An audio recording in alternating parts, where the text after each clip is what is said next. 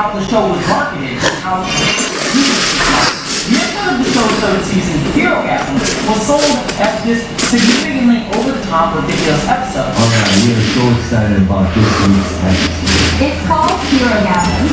What happened to you with this one, Karen?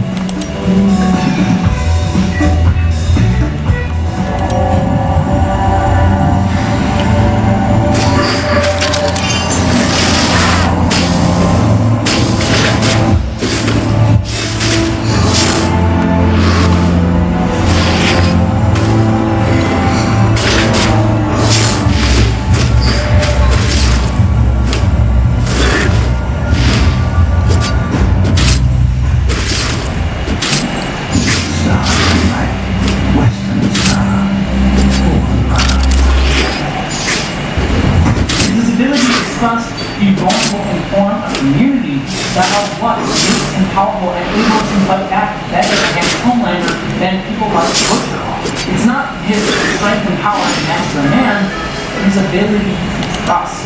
And like how Butcher is a reflection, even if sometimes the game gives them abuse instead of companionship. When paired psychology, we see how alienation and abuse can become self-reinforcement.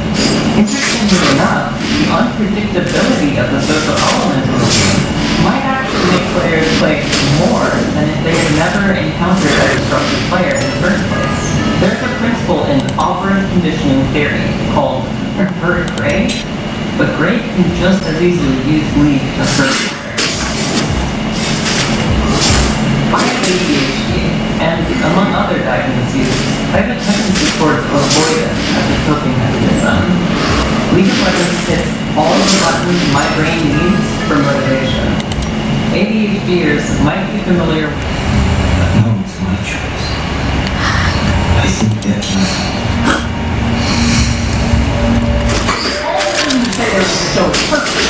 I do think there are some criticisms to be had. There are some storytelling things here and there, but let's talk about it because that's kind of what we're focused on.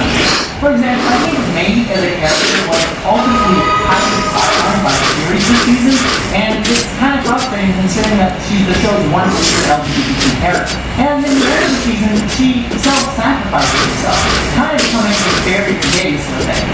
And it also feels weird that the show saves her life, yet writes her off anyways. She honestly should have died in this moment, given herself into the story that her power was taken away, and maybe the series will justify her surviving this moment, but if I'm being honest, what it really feels like is the writers wrote that she lives because they realized that killing off their one common LGBTQ character would look bad, and again, be staring in their gaze.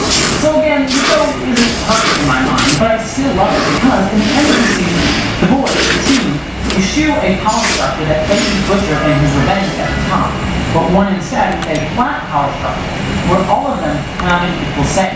What that means practically is that neurodivergent people like me are easily motivated to play League of Legends.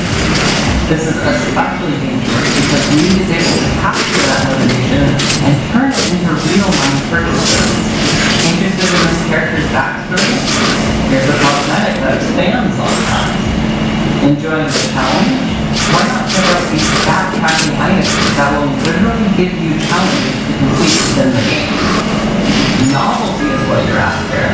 Well, every patch comes with a whole host of new purchasable items. Use your dark funding to root enemies in place, and your black shield to carry the color. It might seem like a small difference, but being given an identity in a social situation can be very different from having to use your own. For one, many people, especially gamers and marginalized people, are uncomfortable being themselves in social situations and might choose to avoid them altogether instead. These gamers, desperate to meet their social needs but unable to access healthy ways, may turn to games like Script. We finally found the exploitative system inherent in League of Legends, the thing that keeps people coming back. On one side, the behavioral system and abusive community members drive the mental health of players into the ground, where the monetization systems, external media, and promises honest human connection keeps them engaged as it squeezes them for everything that they're worth. $100 million in revenue that year. Hoyt felt Wright were being irresponsible with their monetization. This in 2014, you might hope that by irresponsible with their monetization, he meant that players were paying too much for something like this. But no, he thought they weren't going far enough. From an interview he did with game developer writer Leigh Alexander, Biden plays games for study. He does so at first without pay. I measure how the game talks to me, here it goes. From measuring the sense of progress and studying the game behavior to friction points and